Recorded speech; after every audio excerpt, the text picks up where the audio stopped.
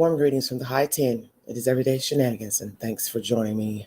It is with much regret, sadness, utter disappointment, and just disbelief that I bring you the news of DMX, rapper and actor, has passed away at the age of 50. If you need verification for the storyline, please log on to CNN. DMX, a rapper known as much for his troubles as his music, has died. His family announced in a statement he was 50. We are deeply saddened to announce today that our loved one DMX, birth name of Earl Simmons, passed away 50 years old at White Plains Hospital with his family by his side after being placed on life support for the past few days. Family's statement read in part. The artist had been hospitalized since last week when he suffered a heart attack at his home in New York, according to his longtime attorney, Murray Richmond. DMX, Darkman X, began rapping in the early 1990s and released his debut album, It's Dark and Hell is Hot, in 1998. With the deaths of fellow rappers, the Notorious B.I.G. and Tupac Shakur, before he burst on the scene, DMX became one of the reigning stars of hardcore hip-hop and was the premier artist signed to the Rough House Records label. His single, Rough Riders Anthem, helped to seal his critical and commercial success. The rapper released several albums over the years, including one of his most commercially successful, And Then There Was X, that was released in 1999 and was nominated for a Grammy in the Best Rap Album category. It was one of 3 Grammy nominations for the rapper. He sold millions of albums, boosted by hits like Get At Me Dog in 1998, Party Up in 1999, and X Gon' Give It To You 2003.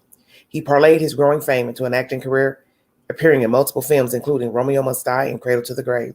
His professional achievements were often overshadowed by his issues with substance abuse and run-ins with the law. He pleaded guilty to tax fraud in 2017 and was sentenced to 1 year in prison. In 2019, DMX canceled a planned concert tour to seek treatment for addiction, saying at the time he was putting family and sobriety first. That same year, he talked to GQ about his struggles. I just need to have a purpose, he said, and I don't even know that purpose because God has given me that purpose since before I was in the womb. So I'm going to fulfill that purpose, whether I want to or not, whether I know it or not, because the story has already been written. If you appreciate the good, then you have to accept the bad. Mercy. Let's make sure I got all the information out to you.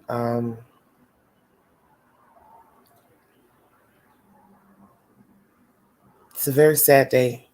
I've always been a fan of DMX. I came across him in 1998. That was a pivotal year for the Queen. I met a lot of young men in passing that were from New York. So it kind of resonated that I became a fan of DMX. I'm a fan of a lot of New York rappers to this day, and I'm at the age of 50. So I'm very somber right now in thinking about him. I'm just devastated right now. Well, I pray that finally he's at peace and he's at rest, and he no longer has to worry about whatever troubles he had plagued him, whatever problems he had, whatever issues he had. It doesn't matter now because he's in a better place, and he no longer has to worry about any earthly problems. Not now, not never. So Earl Simmons, I pray that you're finally at peace, and I pray for your children and your family in their time of need and grieving. And my most sincere condolences to the Simmons family. That's about it for this live. Very short today. I will probably be back on later this evening. I want to thank you all for joining me. You all have a wonderful Friday and a very safe weekend. And this is my tribute to you, DMX.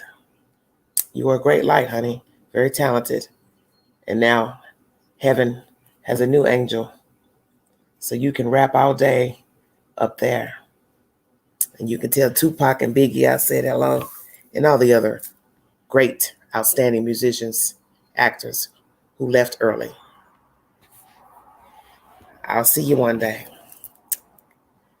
Like, share, subscribe. This is Everyday Shenanigans. Thank you.